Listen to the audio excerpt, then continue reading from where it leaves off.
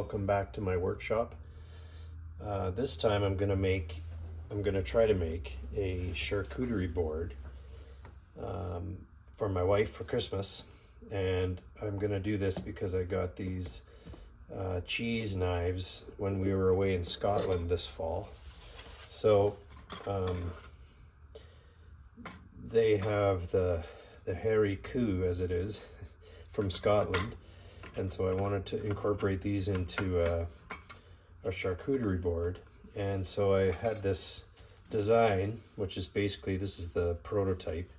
So I'm going to take a larger board and I'm going to cut it apart and then glue the top back together, and then I'm going to have this dovetail angled drawer, and into this drawer I'm going to route template. I have a template to route the shapes for these. So I spent time making these templates and testing them out to make sure that they all fit, and we'll see how this all works. It should be pretty straightforward, but every time I make something, some new interesting issue comes up. So we're going to see how this goes. I'm going to make it out of this piece of, I believe it's maple. So this is almost ready. I'm going to just trim the ends a little bit. There's a little bit of cracking down here, and I want to just take that out. So I'm going to finish cleaning this up, and then the next thing I'll do will be slicing this board on a 7-degree angle on both sides. Okay, this is set up ready to rip the 7-degree sides. The blade's at 7 degrees. I've got this ready. I've got my push blocks ready. So we're gonna hope for the best and give it a try.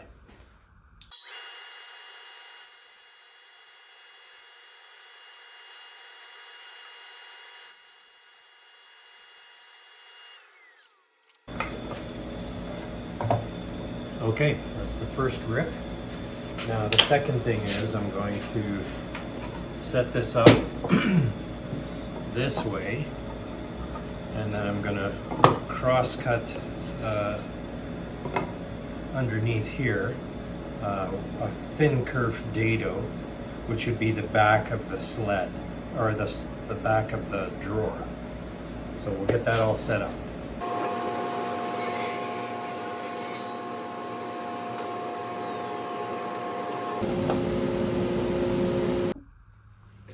Okay, I think we're ready to go for this next cut. I've set up a block on my fence, marked the depth, and I'm going to cut through to this line, and then that'll be the drawer that I'm going to eventually route the templates for the cheese utensils. So we'll give it a go.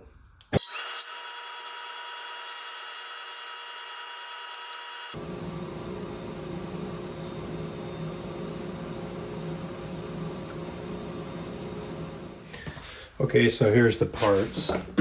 So this is upside down, obviously. Now I'm just going to decide how I'm gonna just smooth the surface of the drawer. This doesn't need to be as smooth. I'll probably just sand it. I may run that through my jointer or my planer just to get a nice true surface. Once I'm done that, I'm going to think about assembling this. My plan was going to be that I'm going to have a little handle here so I can pull this out, and probably a magnet back here just so it'll click in and not slide back out. So I'll probably plan that before I glue it all back together. I've got the magnet for the drawer ready. So the magnet is here.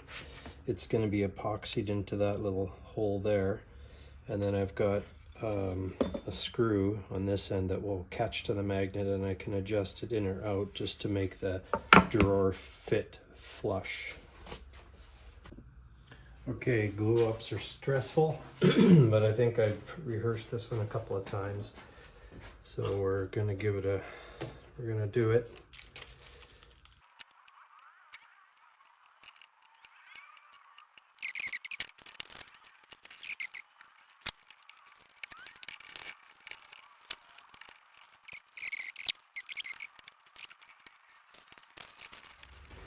I've marked out where these are going to go. Trace them just lightly, just to see if they work. I think they will. I may bring this one down just a little bit more, and then I will double side tape these on and begin routing them. I am a bit worried that this is so hard that I'm going to get burn marks, so I'm just going to have to take light passes and then have a nice light one on the bottom. The edges will probably be burned, but we will see.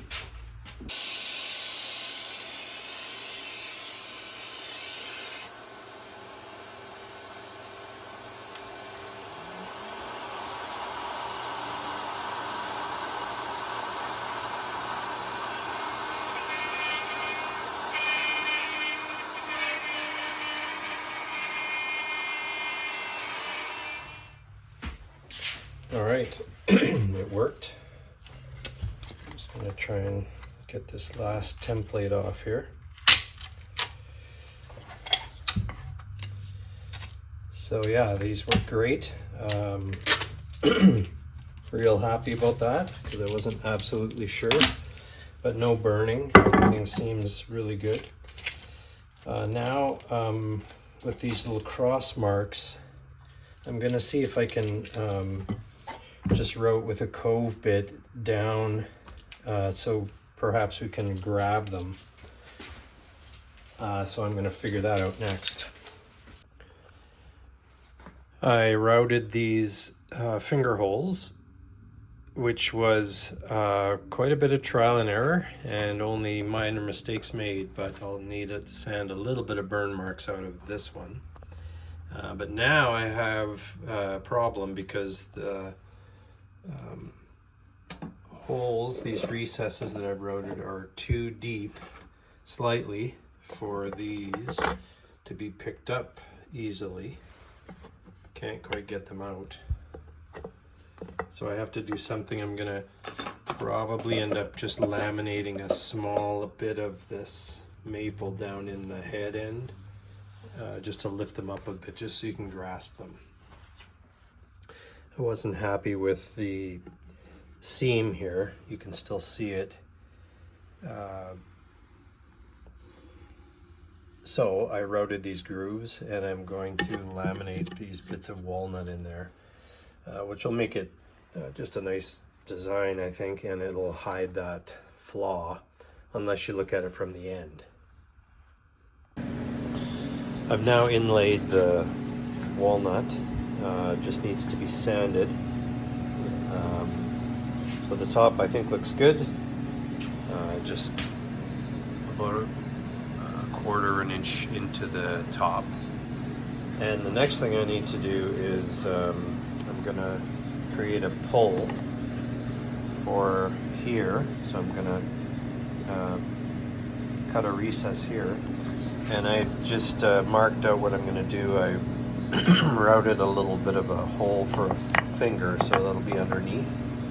I'm gonna cut this out on the table saw and then route the little space for this, and we'll be ready to go.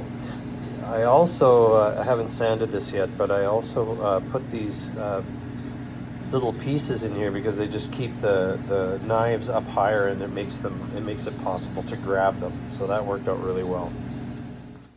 I've applied a coat of cutting board oil to the drawer. Looks beautiful, really nice sheen to it.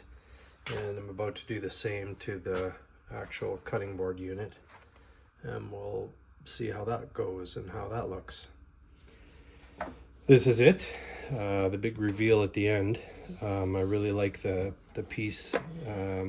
Has some beautiful figure that you can see just from sanding and oiling. It just has like food safe oil on it. The drawer with the charcuterie knives I think worked out well. It's easy to grasp these with these little bars that I put in just to lift them up just slightly. The handle that I made just to help pull it out has just a small routed knob just to make it easier to grab. And the back of the drawer has the screw which attaches inside to this magnet on the far end. And then I applied some non-stick feet that I bought on Amazon. So I think it worked out well. And I hope you'll be back for the next project.